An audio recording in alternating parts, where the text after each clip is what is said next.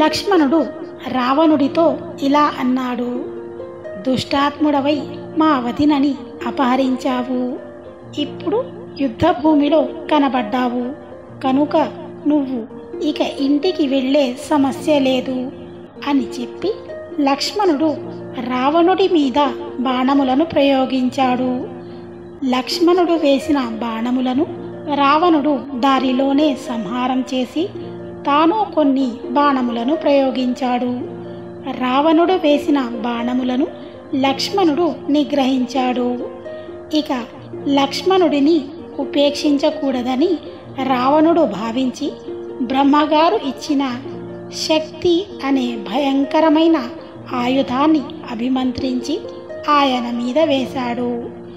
ఈ అస్త్రం ఎవరి మీదన్నా ప్రయోగిస్తే ఇంక వాళ్ళు మరణించవలసిందే.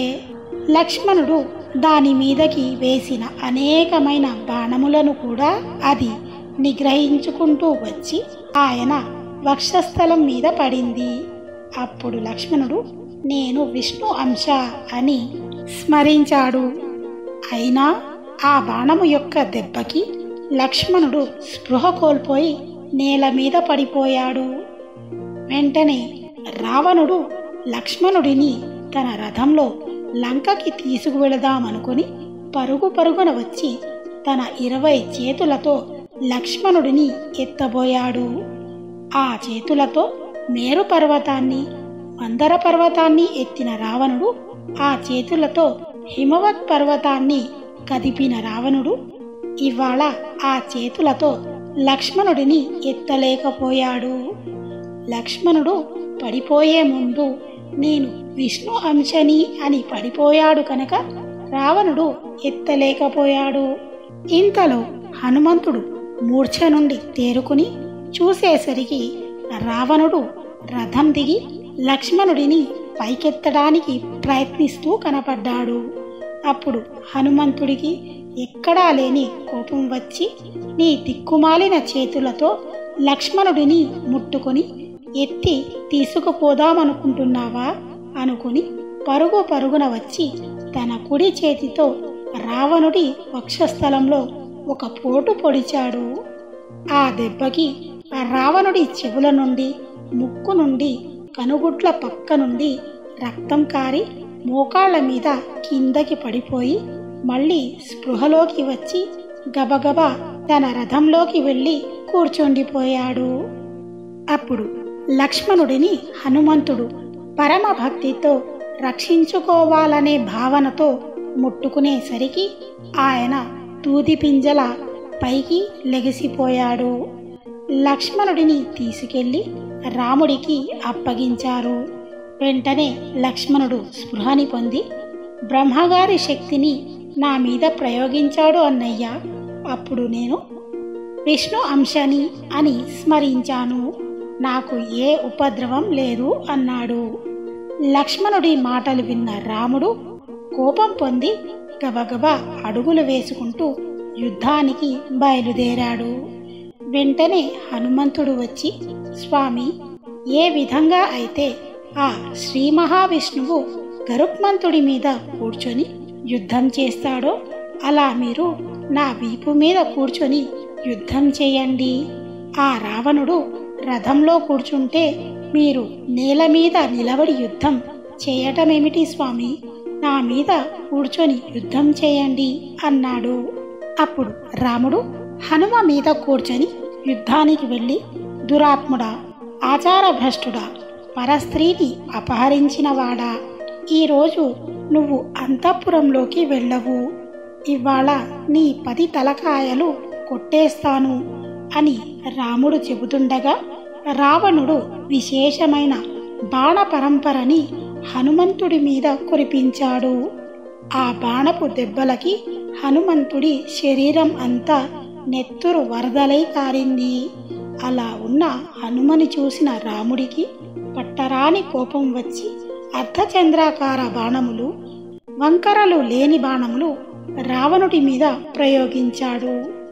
అవి బాణాల మెరుపులా అని రావణుడు ఆశ్చర్యంగా చూస్తుండగా ఆ బాణ పరంపరకి రావణుడి గుర్రాలు పడిపోయాయి. సారథి చనిపోయాడు. ధ్వజం పడిపోయింది. చక్రాలు ఊడిపోయాయి. రావణుడు తూలి భూమి మీద పడ్డాడు. ఆ రావణుడి చేతిలో కోదండము, ఖడ్గము ఉన్నాయి. అప్పుడు రాముడు రావణుడి భుజంలోకి బాణాలు కొట్టాడు. కోదండాన్ని బాణాలతో కొట్టి విరిచేశాడు. ఆ ఖడ్గాన్ని విరిచేశాడు. ఆ రావణుడి అన్ని మర్మస్థానాలని బాణాలతో కొట్టాడు. ఆ దెబ్బలకి నెత్తురు వరదలై కారిపోయింది. తరువాత రాముడు బాణములతో రావణుడి కిరీటాన్ని కొడితే అది దొర్లి కింద పడిపోయింది. అప్పుడు రాముడు, భయంకరమైన యుద్ధం చేశావు రావణ. నీ ఖడ్గం విరిగిపోయింది. నీ గుర్రాలు చనిపోయాయి. నీ సారథి మరణించాడు. నీ ధ్వజం కింద పడిపోయింది. నీ రథం ముక్కలయ్యింది. నీ చేతిలో ఉన్న కోదండం విరిగిపోయింది. నీ కిరీటం కింద పడిపోయింది. నీ చేతిలో ఒక్క ఆయుధం లేదు. ఇప్పటి వరకు నా వాళ్ళని పడగొట్టి బాగా అలసిపోయావు. నీ కళ్ళలో భయం కనబడుతుంది. నీ ఒంటికి చెమట పట్టింది. నిన్ను విడిచిపెట్టేస్తున్నాను. పోయి ఇవాళ రాత్రి పడుకో, విశ్రాంతి తీసుకో. మళ్ళీ రేపు ఉత్తమమైన రథాన్ని ఎక్కు. చేతిలో ఆయుధాన్ని పట్టుకుని యుద్ధానికి రా. నా పరాక్రమము ఏమిటో చూద్దువు కాని ఇవాల్టికి పో అన్నాడు. రావణుడు వెనక్కి తిరిగి అంతఃపురానికి వెళ్ళిపోయాడు. అప్పుడు ఆయన మంత్రులందరినీ, సైన్యాన్ని పిలిచి సిగ్గుతో తల వంచుకొని, గరుత్మంతుడు పాములను తినేసినట్టు, ఏనుగులు సింహము చేత ఓడింపబడినట్టు ఇవాళ నేను రాముడి బాణముల చేత ఓడింపబడ్డాను. ఇవాళ ఒక నరుడు నా రాజ్యానికి వచ్చి నన్ను కొట్టి చంపకుండా వదిలేసి ఇంటికి వెళ్ళి విశ్రాంతి తీసుకుని రేపు మళ్ళీ స్వస్థత పొంది ఆయుధాన్ని పట్టుకుని రథం ఎక్కి రా, చూపిస్తాను నా పరాక్రమము అన్నాడు. మరి ఆ తర్వాత జరిగిన రామాయణ కథను మనం నెక్స్ట్ ఎపిసోడ్లో చెప్పుకుందాం. వీడియో నచ్చితే లైక్ చేయండి. మీరు లైక్ చేయడం ద్వారా వీడియో మరింత మందికి చేరే అవకాశం ఉంటుంది. వీడియో నచ్చితే తప్పకుండా అందరికీ షేర్ చేయండి. మరిన్ని మంచి వీడియోస్ కోసం మా ఛానల్ని సబ్స్క్రైబ్ చేసుకోండి. సెలవు మరి. జై శ్రీరామ్, జై హింద్.